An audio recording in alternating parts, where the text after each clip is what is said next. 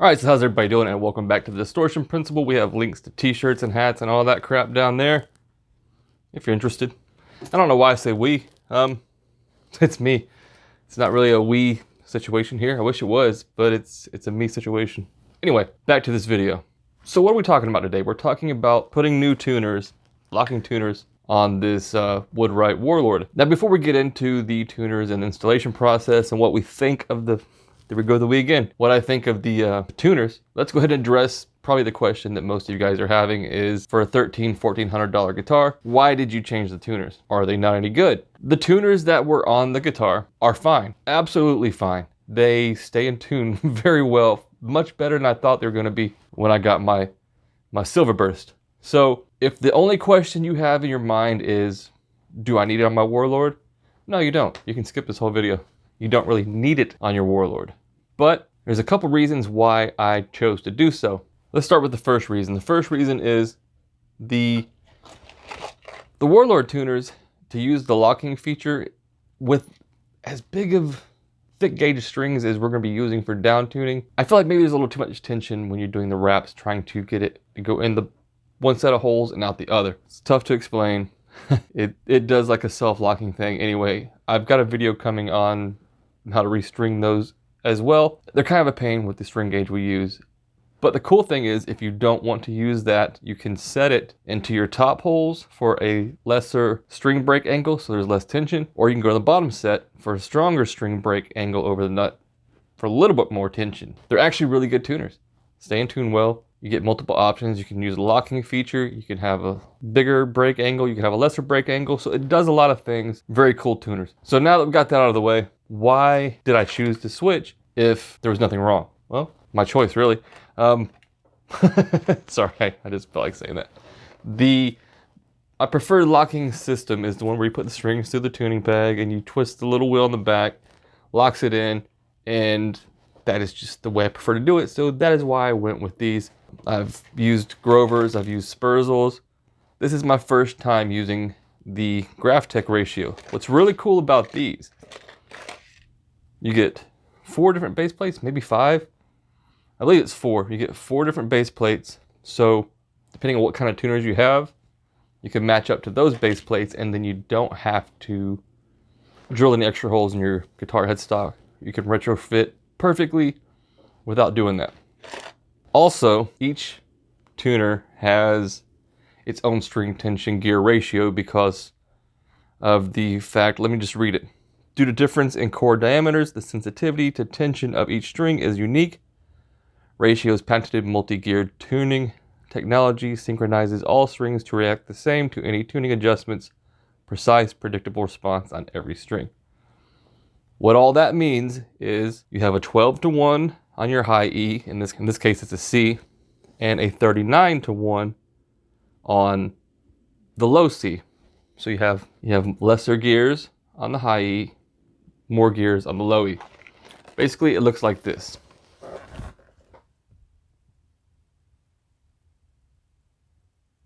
Not sure if you saw that. Anyway, let's go ahead and get into the installation, and then we'll come back and talk about it.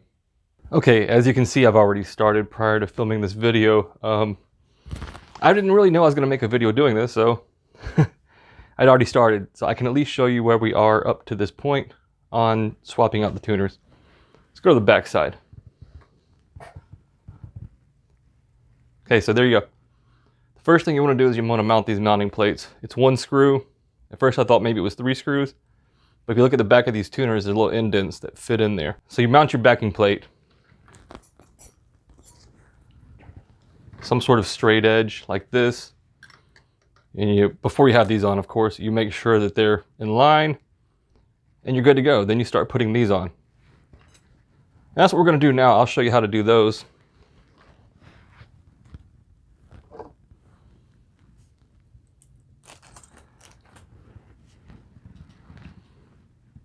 If you look on the back of this,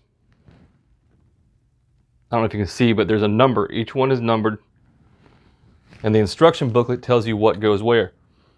On my style of guitar, it goes 1, 2, 3, 4, 5, 6. See, there's the instructions right there. So 1, 2, 3, 4, 5, 6. That's how it's supposed to go. And hopefully that's correct, right? I'm old and blind, so these numbers are a little hard to see, but it is what it is. So you do that. Once you rest it in there like that, it just rests in, sits on those indents. So you do that. Probably want to do it like on an actual bench where you can hold this up in the air. Keep that in place. Then you want to get your washer and a little bracket bolt piece, whatever it's called, I don't know. Anyway, so you pop it in there. And then you just tighten it down. I haven't tightened these down yet. They're all still kind of loose because I decided I wanted to film this video before I kept going. So you do that. Pretty easy, right? Now you take this one, pop that in. Like that. They send you some extra screws and stuff, but some of these actually went to the old ones. They appear to look the same. That's pretty cool. So anyway, pop this on there. Wait, we gotta get the that piece.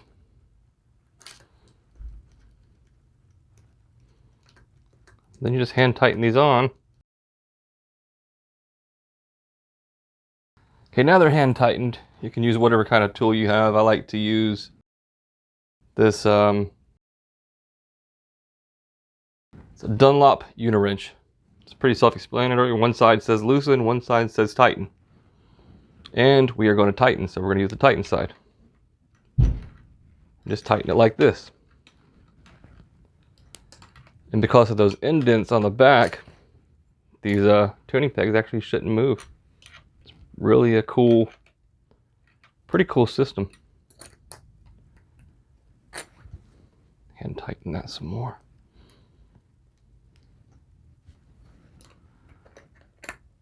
Once I got past figuring out what I was doing wrong, this is a really simple, oh, let me show you this. It's a really simple, easy procedure to do. You get these base plates. You saw the ones I had on because they matched the tuners, like that were already on here, these Wilkinsons. Had that kind of base plate. Now if your tuners that you're taking off have a base plate like this, then you install that one. Or this. Or the Clousons. So they kind of send you one for everything. Well, predominantly, like, you know, 90% of the stuff out there. So it just lines up and matches. You don't have to drill any new holes. Which I didn't have to do this guitar. I didn't drill any new holes.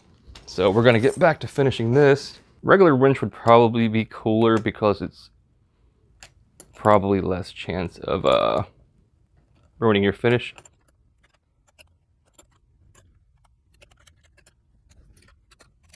Alright, so they all feel pretty tight. I think what we're going to do is we're going to skip now to... I'm just going to string it up and all that stuff. We're going to skip that because you don't need to see me restring a locking tuner, do you? Slide it through the hole, twist the back like you do any other locking tuners, and we'll see how it feels on this guitar. Now that they're installed and I have them stretched in just a little bit, what do I think about them? They are very smooth. Your gear ratios, especially on these lower strings, very smooth. It's none of that, you're almost there, and then you go right past it. It's very smooth. It's almost like the Steinberger tuners that I had on a Firebird, where you just, like, it seems like you keep spinning. You're like, damn, am I ever gonna get there? Because it's so minimal what it's doing. Like, then you're there and you're like, oh, cool. So it's in tune. Anyway, so here we are. I also, by the way, put 60s. A 60 gauge string on this 12 to 60s instead of 12 to 54s. The nut is cut perfectly well for the 60, so if you want to use a thicker string, you can without having to file the nut.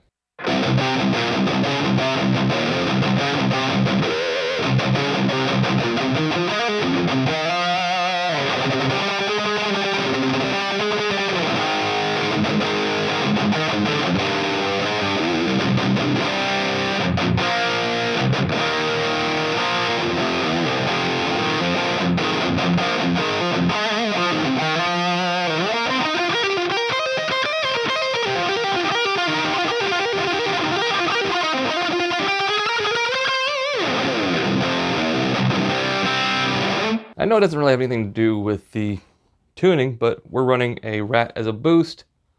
I am running a Rat as a boost into the Mark Tremonti 15, the PRS amp, using some Marshall 1960A cab IRs. Yeah, IRs are badass.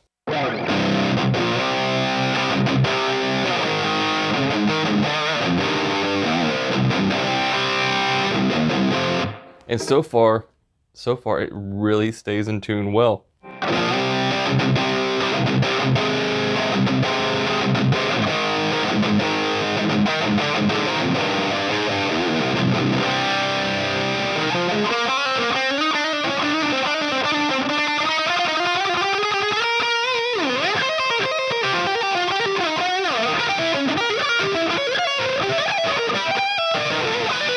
I can't solo at all. I'm trying to get somewhat proficient at it.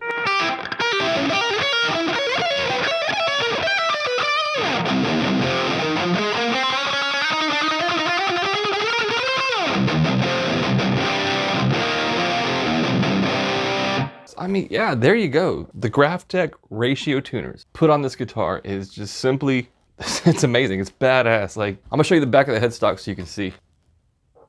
All right, there's the back of the headstock. I'm not really sure if you can get a good look at that, but they look beautiful.